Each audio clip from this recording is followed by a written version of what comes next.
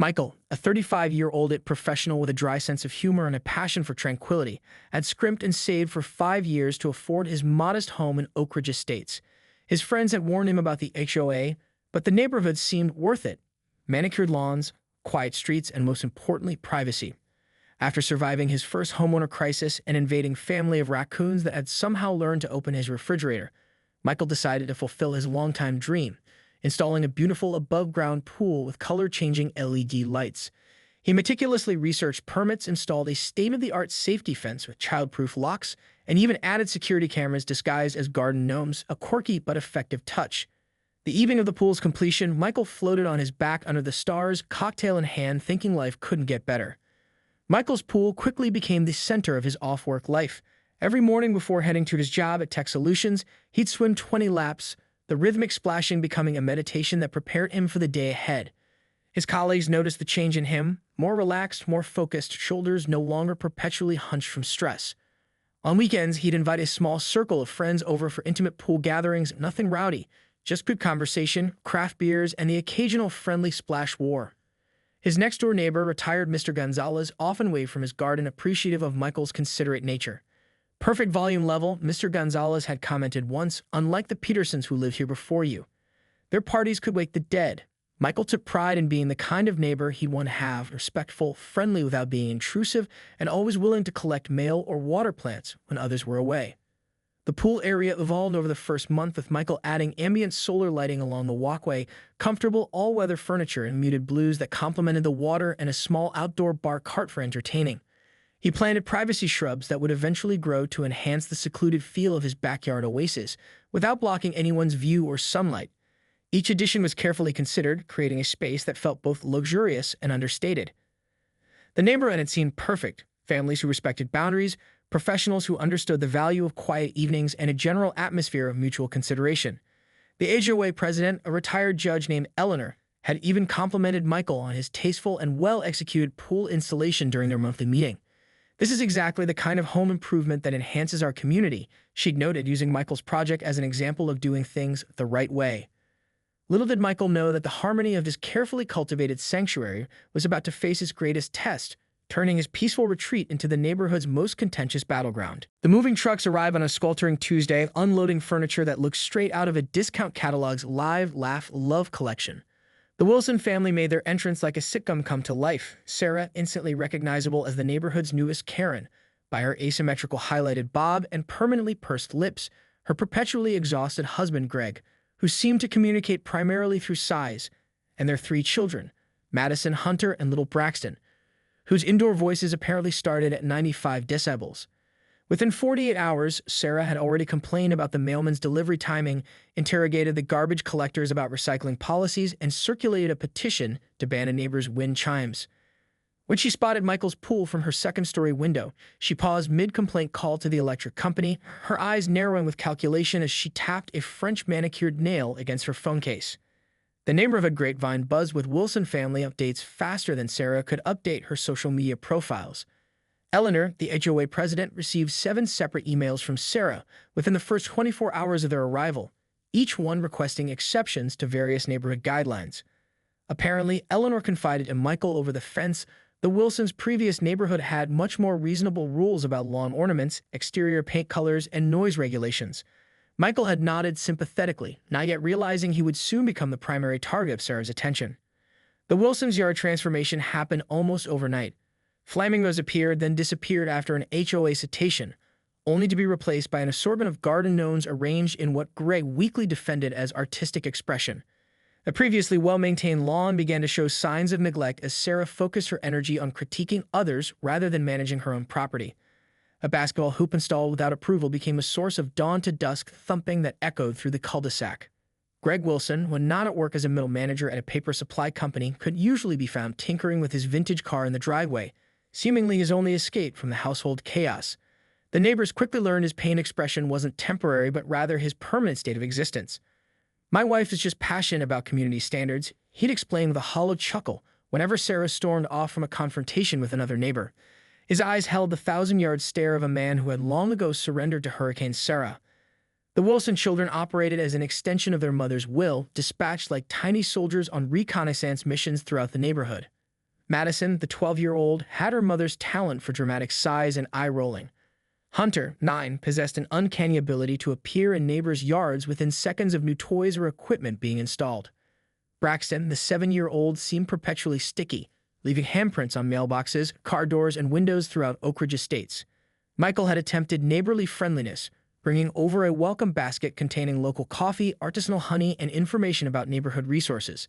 Sarah had accepted it with a cursory thanks before launching into a monologue about the substandard water pressure in their showers and how Michael, as a tech person, should help them file a complaint with the city. He'd escaped after 20 minutes, making a mental note to wave from a distance in the future. 3 weeks after their arrival, the neighborhood had adapted to the Wilsons. Mr. Gonzalez installed privacy trellises, the book club changed its meeting location to avoid Sarah's self-invitations, and several families implemented no-shoes inside policies after encounters with Braxton.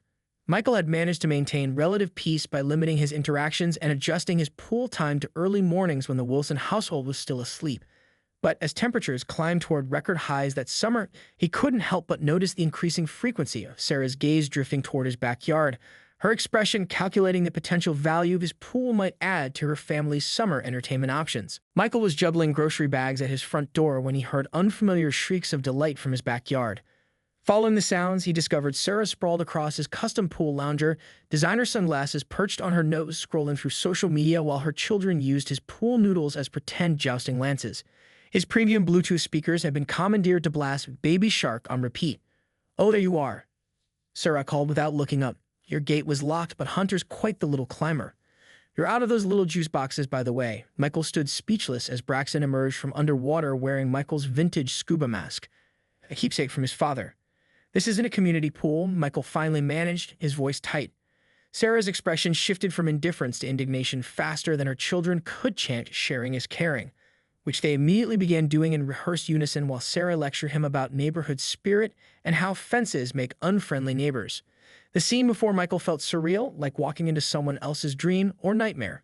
His carefully arranged poolside sanctuary had been transformed into chaos in what couldn't have been more than 30 minutes. Hunter was performing cannonballs dangerously close to Michael's collection of floating orchids, gifts from his sister that he painstakingly nurtured. Madison had commandeered his underwater Bluetooth speaker, switching the music from Baby Shark to something with a heavy bass that made the water vibrate. Braxton had somehow discovered Michael's hidden stash of premium imported snacks in the outdoor kitchenette cabinet, the lock now suspiciously broken, and was grinding chocolate-covered almonds into the cushions of the new patio furniture. "I just assumed," Sarah continued, adjusting her position on his lounger to maximize her comfort, "that since you're single, with no kids, you wouldn't mind sharing your pool. It's not like you're using it all the time." She gestured vaguely toward her own yard, visible through the fence. "Our sprinkler broke, and the repair guy can't come until next week." The children were absolutely melting in this heat. Michael took a deep breath, setting his groceries down on a side table that now featured several suspicious sticky rings. "Sarah, I understand it's hot, but you can't just enter someone's private property without permission. There are liability issues, safety concerns." "Oh, please," Sarah interrupted with a dismissive wave. "We're neighbors. Neighbors help each other. Greg mentioned you work in it, right? Our router has been acting up. Maybe you could take a look while you're being so concerned about everything." "Hunter, don't splash your brother's face," splashes back. The surreal conversation continued as Michael tried to process how quickly his boundaries had been violated. His security cameras, the garden gnomes he thought were so clever, had clearly captured the entire break-in, but Sarah seemed completely unconcerned about trespassing, as if the mere existence of his pool constituted an open invitation. "I need you to pack up and leave now," Michael said, finding his voice and his backbone simultaneously. "This is private property. I didn't give you permission to be here, use my things, or eat my food." Madison rolled her eyes dramatically. "Mom said you wouldn't mind." "Well, I do mind," Michael replied firmly. "Very much." Sarah sat up slowly, her face transforming into a mask of wounded dignity. "I have to say, I'm extremely disappointed in your attitude. In our last neighborhood, people understood the concept of community. If the Johnsons had a pool, everyone was welcome. If the Smiths had a trampoline, all the kids could use it." She stood gathering her designer beach bag that Michael now noticed contained several of his pool toys. "Children, it seems Mr. Parker doesn't understand sharing. We should leave before his selfishness rubs off on you." The Wilson invasion evolved with military precision. Michael installed a coded keypad lock, 3 days later, he discovered Sarah had watched him enter the code through binoculars. It changed the time of his swims. Somehow, the Wilson children would coincidentally appear in swimsuits by his fence minutes later. Anonymous packages of pool toys began arriving at his door, followed by Sarah's children claiming them as community property. His security cameras captured Sarah instructing her children on the art of looking pitiful through his windows. The final straw came during an important video meeting when Madison and Hunter performed elaborate cannonballs in the background of his call, while Sarah waved cheerfully at his boss through the window. That evening, checking his pool chemicals, Michael discovered someone had been feeding the children snacks in his pool, the water filter clogged with cheese puff residue and mysterious sticky substances. His text to Sarah was met with a 12-paragraph response about summer memories and how her children had already named one of the pool floats Mr. Splashy. Michael's attempts at reasonable solutions disintegrated one by one. He consulted the HOA bylaws, which clearly stated that homeowners were responsible for securing their own recreational facilities and liable for any unauthorized use. Eleanor had sympathetically confirmed his interpretation, adding that Sarah had already submitted 3 separate proposals to amend the rules regarding community access to private amenities. "I've been on the HOA board for 15 years, Eleanor confided, and I've never seen anything quite like this family." Michael installed taller privacy screens around the pool area, which prompted an immediate HOA complaint from Sarah about obstructed sightlines and potential fire hazards. When that failed, he purchased and installed a pool cover with a locking mechanism. The next day, he returned from work to find it partially damaged, with Sarah insisting it must have been faulty manufacturing since the wind had been quite strong, on what had been, according to local weather reports, the calmest day of the month. The psychological warfare expanded beyond the pool itself. Sarah began organizing spontaneous water balloon fights that mysteriously always migrated toward Michael's property line.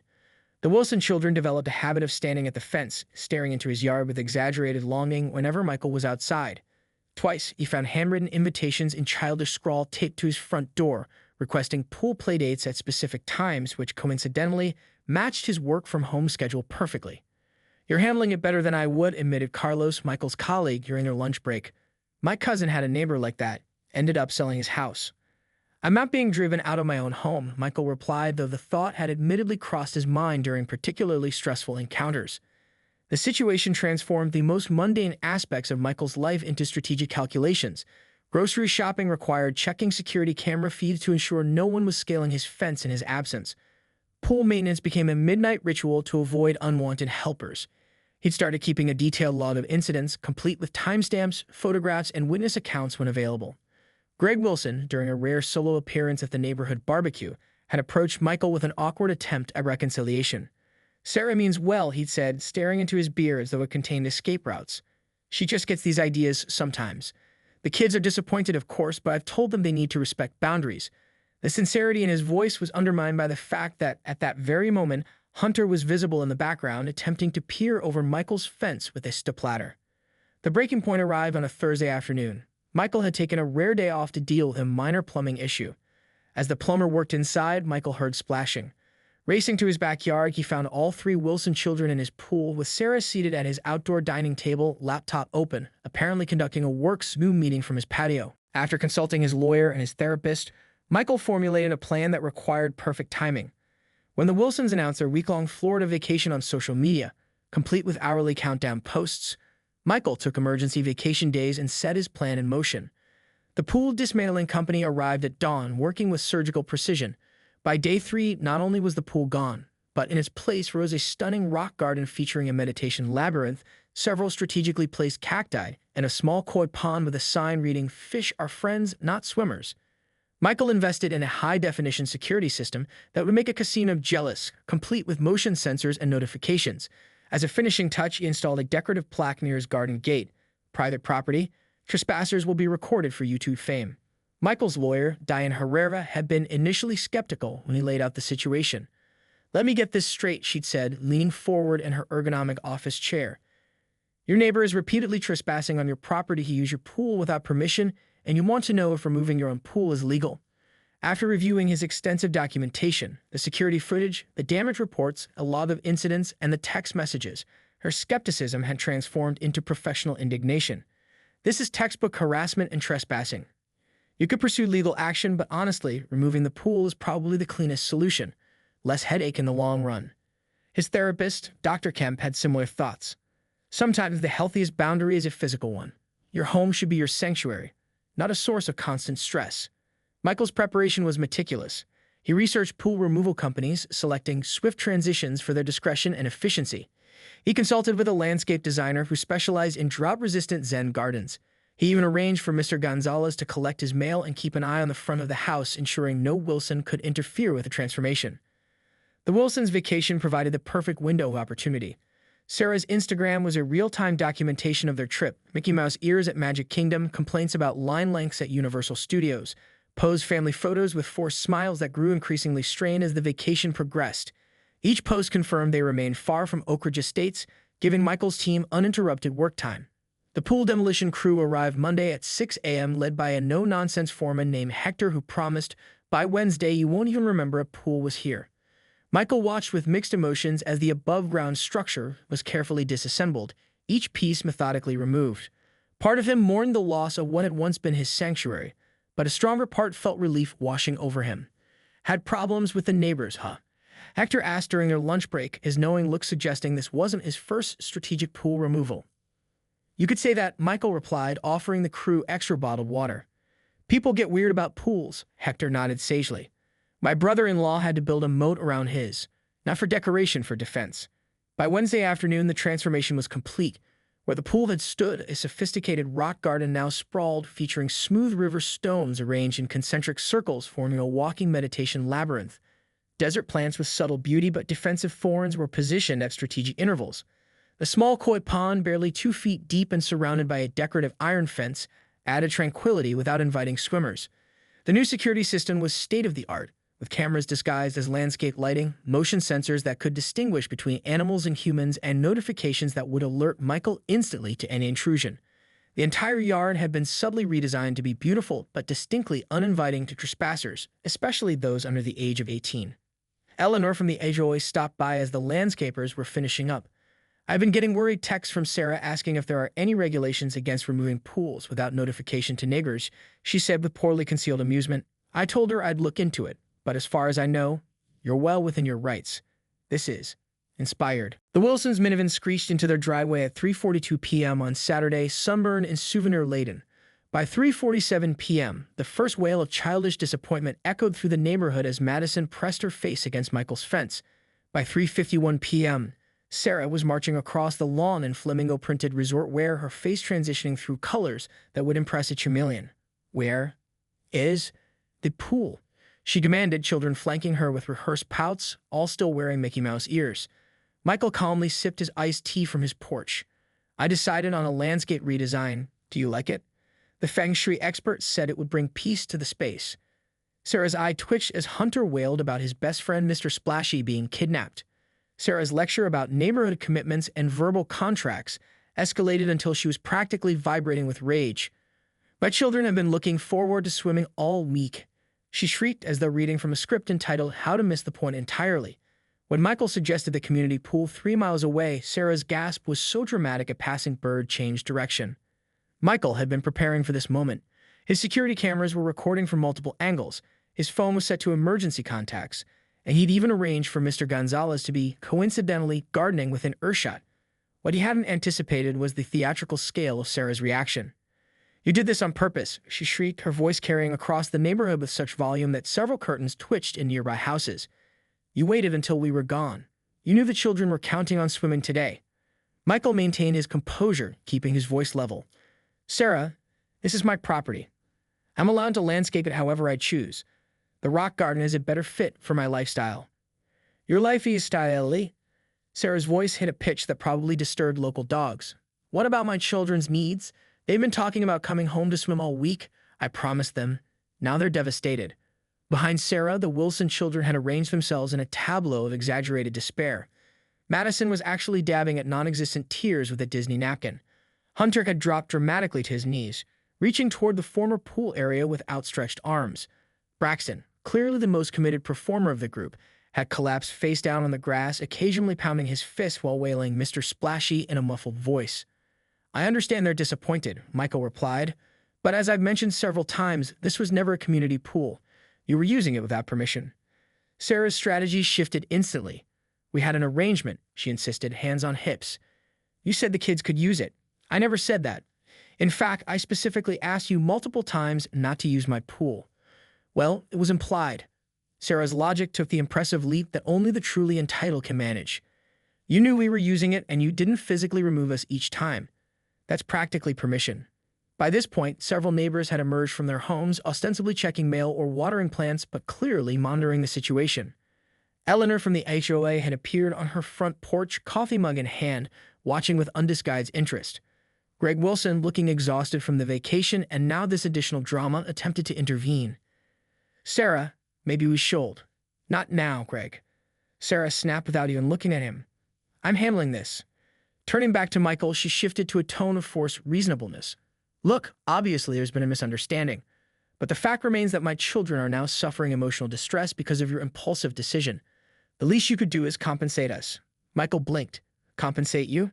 For removing my own pool from my own property? For the emotional trauma. Sarah gestured wildly toward her children, who immediately intensified their performances. We had planned our entire post-vacation relaxation around your pool. Now we have to completely reorganize our schedule. Do you have any idea how difficult it is to keep 3 children entertained without a pool?